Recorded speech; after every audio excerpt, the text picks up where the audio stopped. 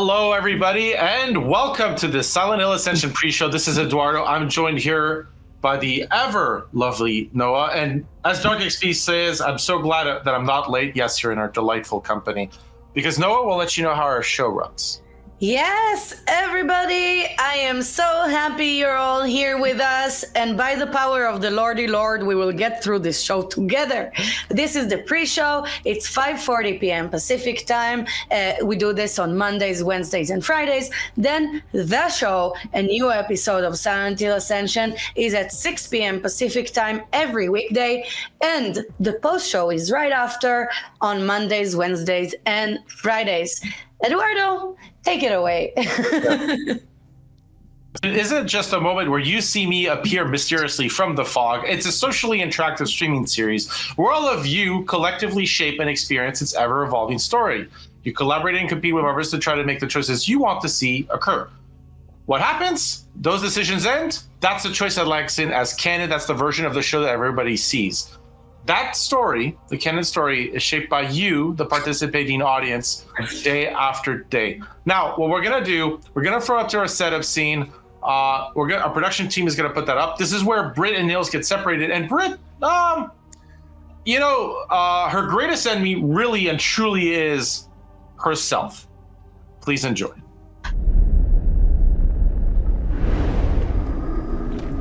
What the fuck? This is the third time we've walked down this street. Where in the hell are the docks? We must have gotten turned around. We can backtrack. No. I'm worried about Astrid. We should just go back to the hotel. Nils?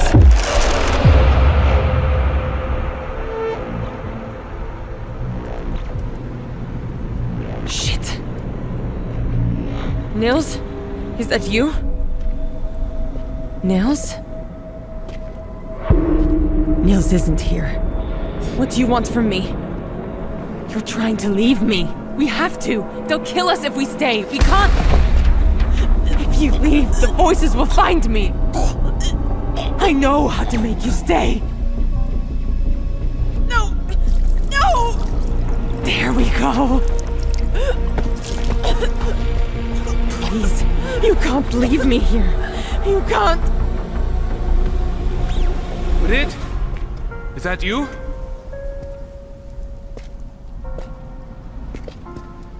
I got turned around somehow. Were you talking to someone just now? Forget it. Let's go.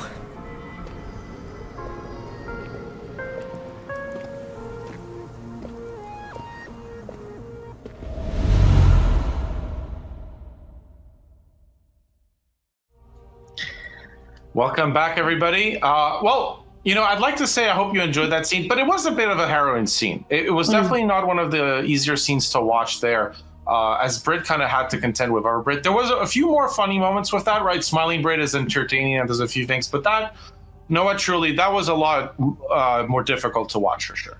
Yeah, that was, it reminded me, if you all know about addiction, sometimes people have what they call relapse dreams.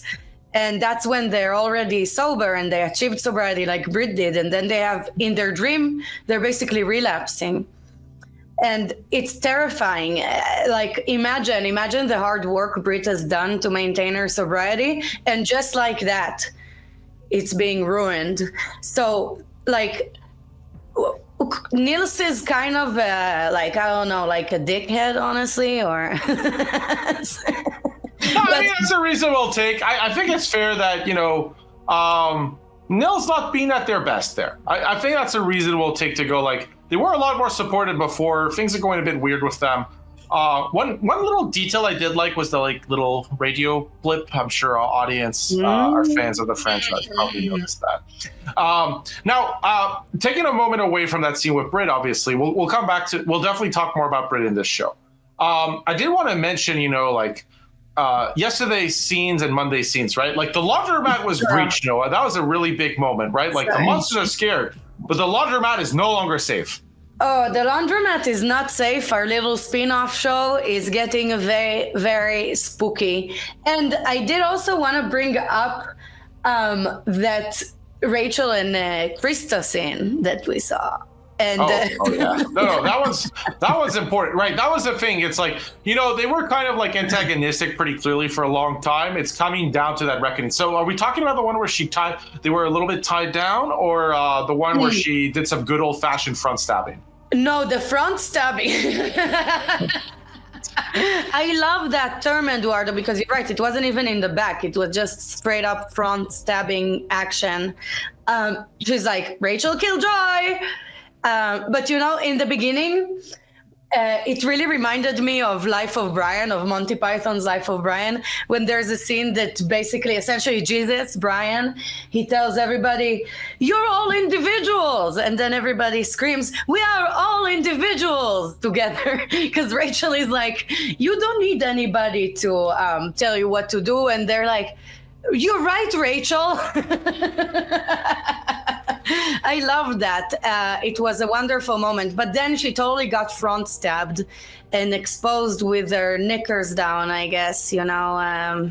Yeah, no, Rachel trying to do the right faith, save yourselves. They're like, yes, please save us. No, you're not getting it. It's just...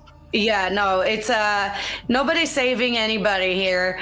Especially Rachel, you know, Krista really thinks she's responsible for the withering. I don't know if she really thinks that, or if she's just, you know, missing what Eric has maybe between his legs. But she's acting sinisterly. But Eduardo, can we just call up the decision closing today? Let's bring it up on screen. Sorry, because I already... Yeah, I'm the one who's supposed to cue you up. But yeah, do it. Do the whole thing. You're good. I got too excited thinking about Eric. Anyway, who will Rachel decide that Faith will be safest with? Will it be Eric, herself, or Nora? This is closing today. We've been talking about this. This has been going on for a while. It's a big one. Like, where are we putting this spawn of evil? I like the spawn of evil, which is a great term for Faith.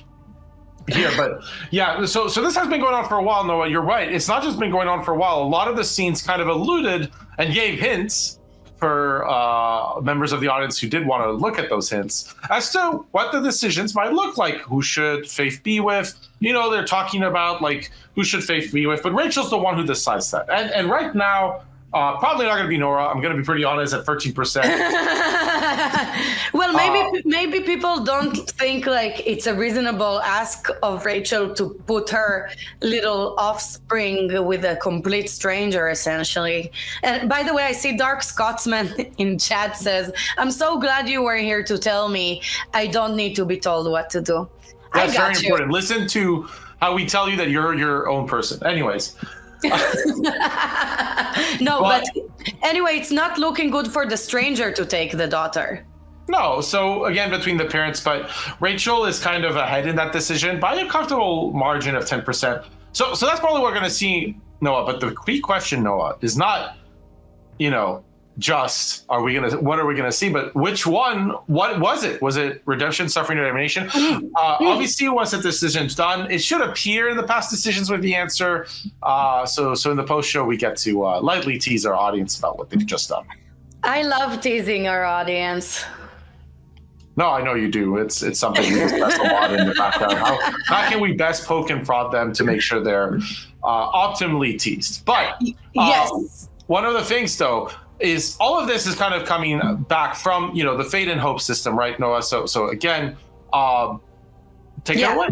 Let's talk about our favorite system, the system that defines it all, the Fate and Hope system. So the decisions and the endurance scenes and the puzzles all contribute to whether a character will face redemption, suffering, or damnation in the Silent Hill Ascension final. So their fate is decided across the length of the season, and a character's hope needs to be high enough for them to survive a crucial story moment. We saw the different outcomes of what can happen. You can die horribly, you can just go away, you can die not horribly, you know, anything can happen. But yeah, character's hope needs to be high enough.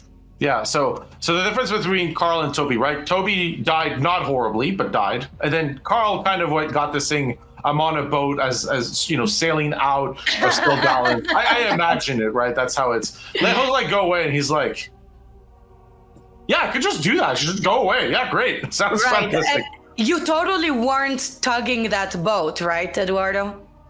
Yeah, I was. I mean, I wasn't on screen. I had to deal with that, right? That's important.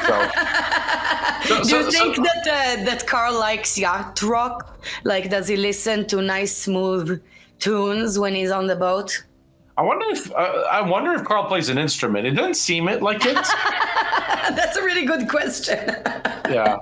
But the big thing with like a lot of the system is kind of Redemption had a large lead. That was kind of what the audience wanted to do and see. But right now the decisions are kind of in hidden mode. You get to see them as they're done, what happened, but you don't get the lead up necessarily. So like as a result, these last until such reversal might happen or not, you kind of have to, as an audience member, go semi-blind into this and hope for the best. If you want Redemption. If you want one of the other option, well, I mean, if you wanted chaos, you were served. So that's the big thing. But Redemption does have a big lead. So we should still, I think, see a lot of our characters be redeemed. And then the question is, which one might not be, is maybe there. Now, the thing is, let's take a look at Rachel, because Rachel's one of our few, just barely on negative hope. Our production team's has put that up on screen. So Noah, take it away. Yes, let me look with my binoculars. Okay, so Rachel has strong redemption and negative hope. And the top decision has been so far, what will Rachel do with the forbidden ritual? And we all know y'all chose that she would sacrifice her eye. That was the suffering option in that case. And it was chosen over the burn the book option, which was redemption. The most heated decision was how will Rachel exploit Xavier's absence? And y'all chose be honest and let Crystal lead. Over Xavier put me in charge, basically. So that's the breakdown for Rachel. We've been seeing you all made her take out her eye, and you're making her give up her foundation and basically give up everything she loves so far. Yeah. The one thing Rachel always has access to is a good knife. And that's very important, Noah. No matter where Rachel is, she has access to a good knife, making sure she can take her eye as needed, or take away a finger, or take away someone's life. She's got the knife. Now, right. As Eric knows, happy knife, happy wife. Exactly.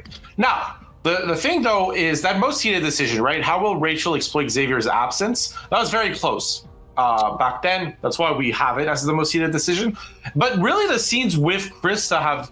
where Rachel was kind of captive, are starting to see that coming to a head, right? It's like, I think it's interesting because Krista was kind of calm, cool, and collected. I remember especially that scene, for me, one of the most iconic scenes actually in our show so far with Silent Hill Ascension was when Krista like opened the door with Toby outside, the come on in, like cool, calm, collected. Now she's a little bit more like panicky Nancy. She's not quite, her wits are similar. Yeah, her wits are a little bit all over the place. She's not sure what to do. I'm starting to, I'm not even sure now what her objective seems to be. Right. She's totally lost. We put this woman through hell and back. I see...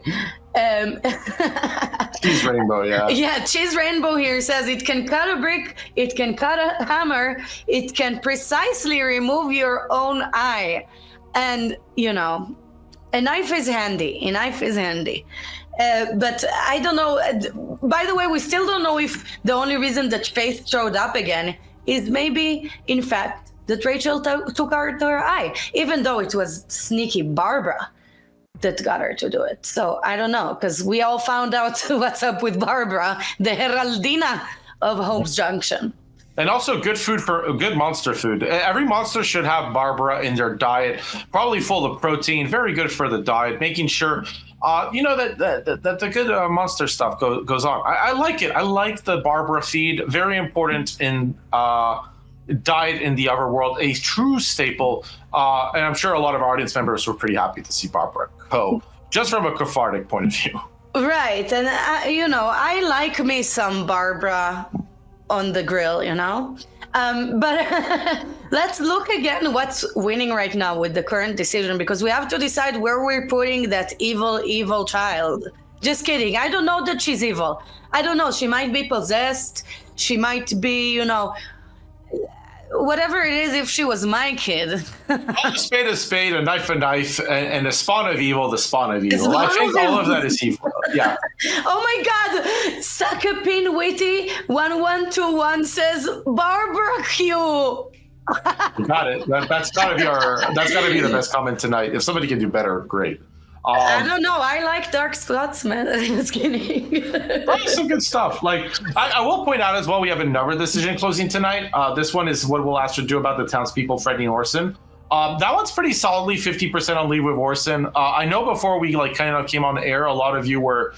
I want the option that gets Astrid with Hagen. That's not there, so you're gonna have to go best guess. But Hagen and Astrid have had some quality cinematic time recently. Oh my God, that scene, they're such a power couple. I wrote here in my notes, how great power couple. Because when she also with that Barbara, gun. sorry, I'm seeing the puns, they're great. Go for it. Yeah, the power couple. Like, oh, sorry, no, they're a power couple. But wait, Eduardo, it's also almost time for a show. Can I talk about endurance? yeah, go for it. I'm gonna read these puns. They're good. Oh my God, I'm like, by the way, just so you know, Eduardo, even though that I'm a woman, I'm supposed to have more cognitive abilities, but Eduardo is much better at multitasking. Okay, when the endurance scene starts, you'll have to time your inputs to the actions you see on screen to help our character. Collective success means that the character's hope will rise, and otherwise it will fall. And if a character fails enough endurance scenes, they may not survive future encounters, leading to their permanent death in the story. So these endurance scenes are the best place, one of the, well, not the best, but one of the best places to earn large amounts of influence points. And remember, success or failure is part of a collective story and not an individual judgment. Yes, thank you, Noah. So quickly, I'm going to say some puns. There is an important message I do want to highlight for our audience. So this is actually important. So on Monday, there was actually an issue with the endurance scene. A lot of you spotted. We granted that on Tuesday. So by now, all the users, all of you who were affected by this problem, it should be sorted. If you didn't see magically a bunch of influence points appear on your account when you should have had, just contact support. It should have been the amount from endurance, so maximum 2,400. Before I recap, though, actually, I'm going to recap like some puns. I saw Aurora Barboralis, which I thought was great. Fantastic. Rue Barbara is my other favorite, though. That was also very good. That's so good. Yeah, so the thing is, the scenes are starting. So as a recap, one of the things is like, the tension in our scenes is rising. Like, there's a little bit of long-standing grudges finally coming fruition, right? Rachel and Krista are due their showdown. I like that it's kind of building up. That's nice to see. Who doesn't like a good tie? Like, there's a lot of like Hope's Junction women tying each other down to chairs and whatnot. So that's always great. Oh my God, Eduardo, you're getting me excited when you talk like that. Right. So now in Norway, they're more about talking over the night, and I do like Britt, who's like, look, for me, that lets me go to sleep. So everybody benefits. Very important stuff. Right. But the thing is, a lot of it is tension building. Our tension probably going to keep on building but for you, the audience, you're going to get a little bit of relief. Enjoy the show in a little bit less than a minute. We're going to sign off. We'll be in the post show to break it all down, to keep you company, have a nice little time. For now, enjoy the show. We'll see you right after.